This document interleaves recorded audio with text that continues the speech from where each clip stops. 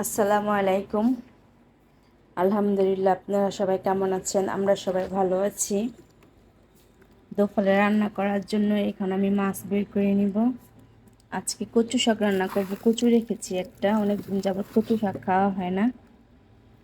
এই যে ইলিশ মাছের একটা মাথা আছে, মাথাটা রেখে দিয়েছিলাম কচু শাকটা খাওয়ার জন্য।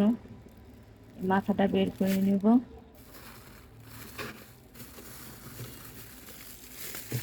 কচু শাক দিয়ে মাথা দিয়ে রান্না করব, আর রুই মাছ দিয়ে কচুর নিচের টুক রান্না করব। গোড়া বের করে নিব এখন।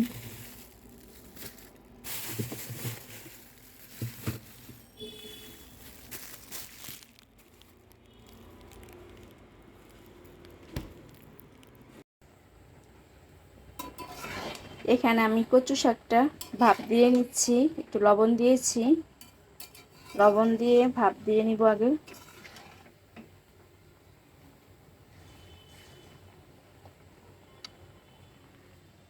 আর এখানে এই যে কচুর কোড়াটা আমি রেখে দিয়েছি, এটা রুই মাছ দিয়ে রান্না করব। একটা করে রেডি করতেছি আর একটা করে বসাচ্ছি। একবারে রেডি করে রান্না করতে গেলে অনেক দেরি হয়ে যায়, এমনিতেই গ্যাস থাকে না আমাদের, আমি সবসময় বলি। তাই এক চুলার মধ্যে একটা করে রেডি করে আর একটা করে বসাই দিই।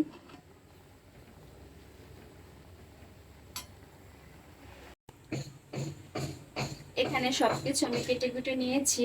আর এখানে রুই মাছ আর ইলিশ মাছের মাথা নিয়েছি আমি একসাথে, হলুদ মরিচ মাখায় রাখছি লবণ দিয়ে। এখন রান্নাটা বসাই দিব। রান্নার জন্য এখানে পরিমাণ মতো তেল দিয়ে দিব। কচু শাকটা রান্না করে নিব। আর এ পাশে রুই মাছটা ভেজে নিব। দুই চুলে একবারে বসাই দিলে রান্নাটা হয়ে যাবে, অল্প অল্প গ্যাস আস্তে আস্তে বাড়তেছে।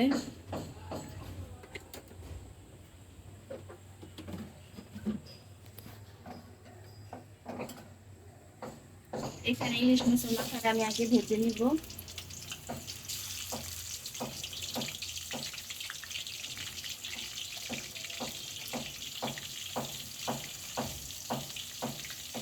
আর এই পাশের চুলায় আমি রুই মাছটা ভেজে নিব।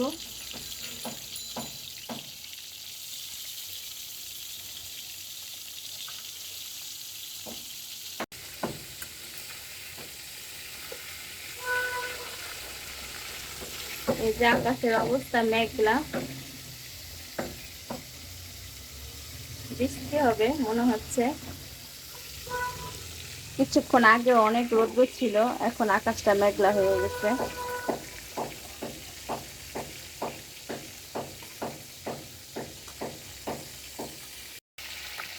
এখানে আমি ইলিশ মাছের মাথাটা ভেজে নিয়েছি। এখন এর মধ্যে কালো জিরা দিয়ে দিবে। আস্ত কালো জিরা আমি বেছে রেখেছি। অনেক সময় কালো জিরার মধ্যে মাটি থাকে।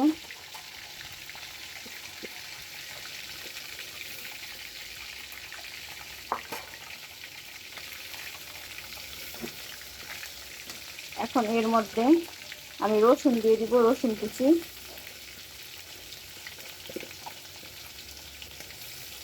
রসুন পেঁয়াজ একসাথে দিয়ে দিব, সাথে কাঁচামরিচ।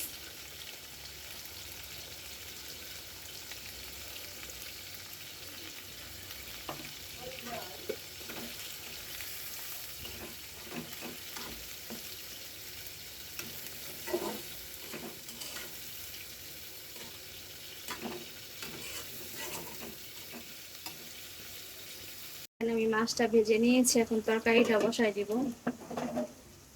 আর এখানে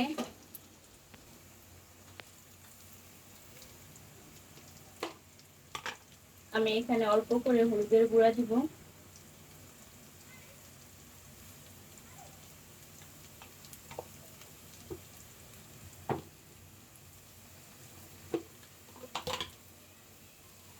ধনে গুঁড়া, আদা রসুনের পেস্ট দিব এখানে।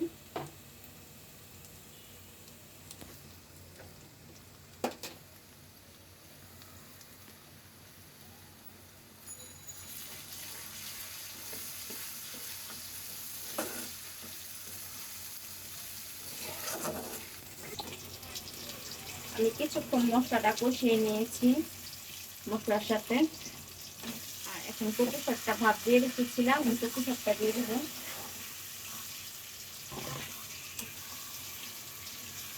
আর পাশের চুলায় তরকারিটা বসাই দিচ্ছি এই পাশে।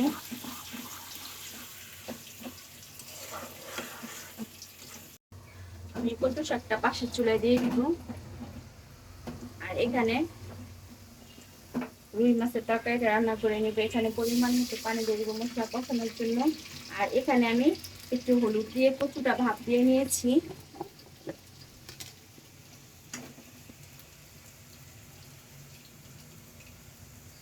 আদা রসুনের পেস্ট দিলাম।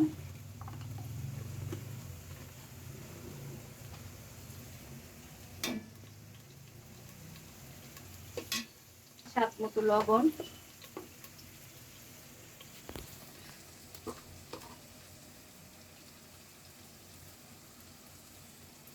ধনে গুঁড়া। অল্প অল্প করে সব মশলাগুলো দিয়ে দিব, গুঁড়া মশলাগুলা।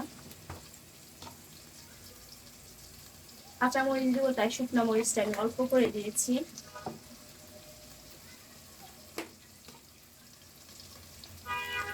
আর এখানে অল্প করে হলুদের গুঁড়া। আমি এখানে জিরা পেস্ট দিব। বড় মাছের মধ্যে জিরা পেস্ট না দিলে মজা হয় না তরকারিটা, আমার মনে হয়। এখানে যে জিরা,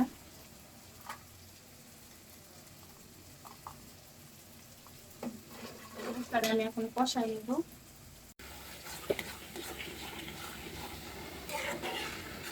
কচু শাকটা বারবার নেড়ে দিচ্ছি কারণ নিচটা লেগে যাবে। এখন এখানে 1 চামচ চিনি দিয়ে দিব।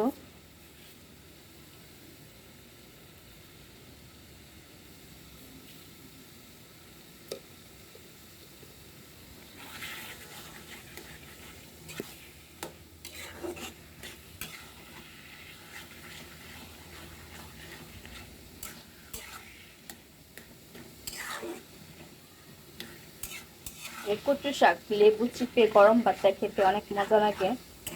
আপনার আপু তো অনেক পছন্দ করে কচু শাকটা, আমারও খুব পছন্দ। ইলিশ মাছের মাথা দিয়ে রান্না করলে এইভাবে। আর এই পাশে আমার এই যে মাছের মশলাটা কষানো হয়ে গেছে।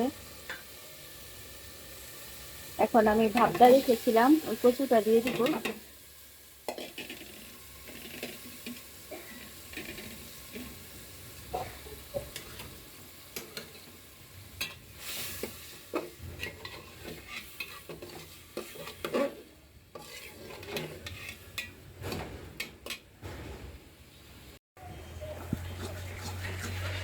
আমার কচু শাকটা হয়ে গেছে।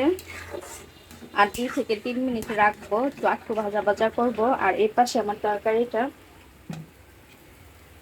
আমি নামানোর আগে একটু ভাজা জিরা গুঁড়া দিব। এই যে বৃষ্টি চলে আসছে। আমার রান্নাঘরে নেট লাগানোর জন্য বাইরের দৃশ্যটা বোঝা যাচ্ছে না, আপনাদেরকে দেখাচ্ছি। হঠাৎ করে বৃষ্টিটা আসছে। বৃষ্টির কি অবস্থা দেখেন, এত জোরে বৃষ্টি নামছে।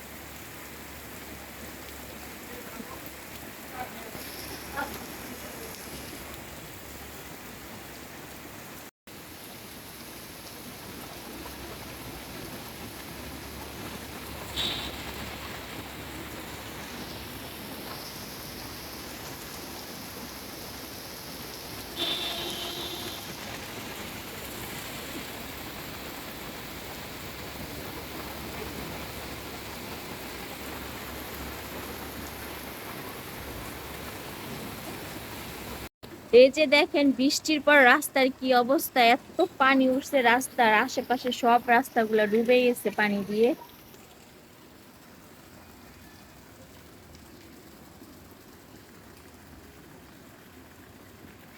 যখন অনেক বৃষ্টি হয় আমাদের এই রাস্তাগুলো, সামনের রাস্তাগুলো ডুবে যায়, অনেক পরিমাণে পানি ওঠে।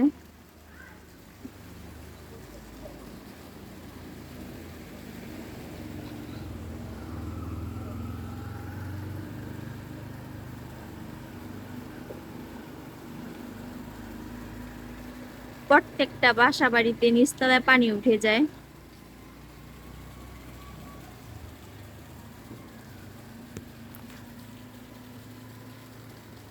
রাস্তার এই পাশে আসলাম,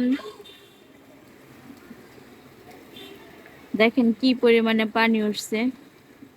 আর কিছুক্ষণ বৃষ্টি হইলে, বৃষ্টি অবশ্য এখন নাই, আর কিছুক্ষণ বৃষ্টি হলে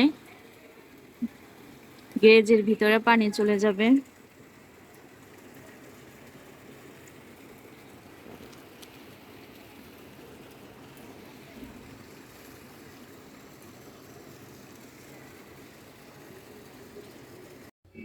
আমার রান্না বান্না শেষ, এখানে ভাত রান্না করে নিয়েছি ইলিশ মাছের মাথা দিয়ে মজাদার কচু শাক, আর এখানে কচু দিয়ে, কচুর বড়া দিয়ে রুই মাছ রান্না করেছি। এই আজকে আমার রান্না বান্না। আর পাশাপাশি রান্নাঘরটাও ক্লিন করে নিয়েছি। আমার আজকের ভিডিওটি কেমন লাগলো অবশ্যই কমেন্টে জানাবেন। আমার চ্যানেলটি সাবস্ক্রাইব করবেন, আমার পাশে থাকবেন। সবার কাছ থেকে বিদায় নিব। আল্লাহ হাফেজ।